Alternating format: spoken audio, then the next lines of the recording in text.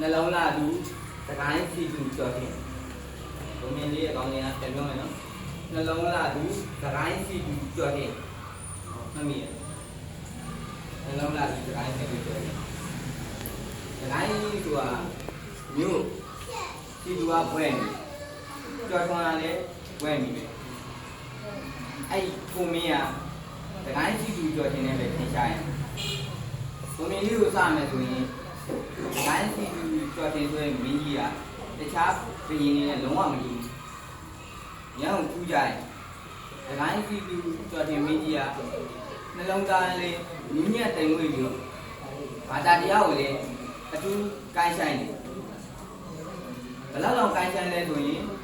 ကိုတို့ပရိကြီးဆက်တုပ်ကိုသိကြလားပရိကြီးဆက်တုပ်တွေကဒီခုဖြစ်တဲ့မော်ရအတုပ်ကို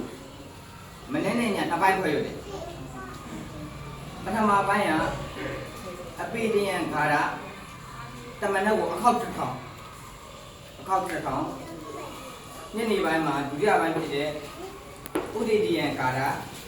အခောက်တစ်ထောင်အဲ့ဒါကိုနင်းညမပြဲရုပ်ဖက်ဘူးဆိုရယ်ရုပ်ဖက်နေချိန်အတွင်းမှာလေရုပ်ဖက်ချင်လွဲပြီးတော့တခြားမိတိအကြောင်းအရာကိစ္စအောင်မှလုံးလေးလောက်တာမရှိဘူးအဲ့တဲ့အတွက်ကြောင့်မိဖုရားကြီးကသူ့ရဲ့ခင်မွန်းတဲ့စကိုင်းစီသူကြော်တင်မင်းကြီးရဲ့စိတ်နေတော်တာကိုစမ်းတက်လို့အတွက်ကြောင့်ဘယ်လိုလုပ်လဲဆိုတော့စကိုင်းစီသူကြော်တင်မင်းကြီးစားတော့မယ်ပွဲတော်အုပ်ထဲမှာဆန်းတဲ့စကွဲလေးကိုရောပြီးတော့ချက်ထည့်ပြတယ်ချက်ထည့်ပြီးတော့မင်းကြီးကိုပွဲတော်တီခိုင်းတယ်အဲ့ဒီမှာလည်းမင်းကြီးကပုံမှန်တိုင်းပဲပွဲတော်တီသွားတယ်ဘာမှအပြည့်လုံးမဆိုဘူးနောက်တစ်နေ့မှာလည်းအဲ့ဒီစံရီလေးကိုပဲစဘာစီပေါ်ပါလိစပလုံးစီအဲ့စပလုံးစီကိုရောထည့်ပြီးချက်ပြီးပွဲတော်တီခိုင်းတယ်အဲ့ဒီမှာပွဲတော်တီနေတဲ့အချိန်မှာပုံမှန်တိုင်းပွဲတော်တီနေတော့မိဖုရားကြီးကစောက်နေတယ်မော်တော်ဖုရားတဲ့ပွဲတော်တွေမှာစပလုံးစီပါလာတာစားတော်ကေရဲ့ပေါ်ဆောင်ကြောက်ပြရတာတဲ့အဲ့ဒါစားတော်ကေတွေကိုအပြစ်ပေးခြင်းကြောင့်ပါလို့ရှောက်တယ်ရှောက်တဲ့အခါမှာ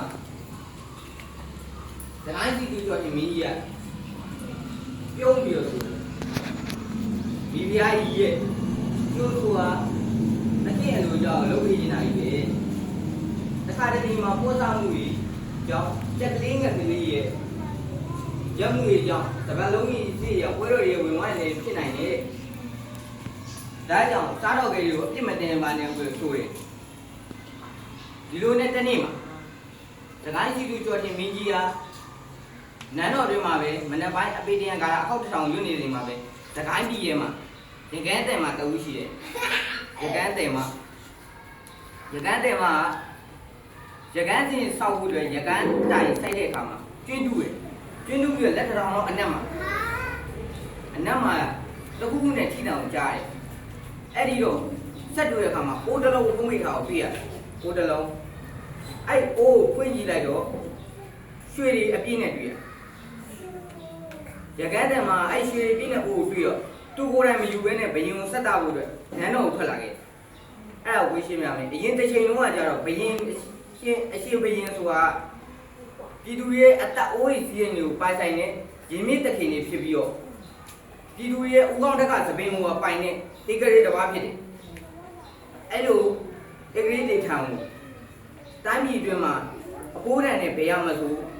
ပြည်သူတွေကရရဆိုဆက်တာရတယ်ပြီအဲ့လိုရကန်းစင်မှာနန်းတော်ရောက်သွားပြီးတော့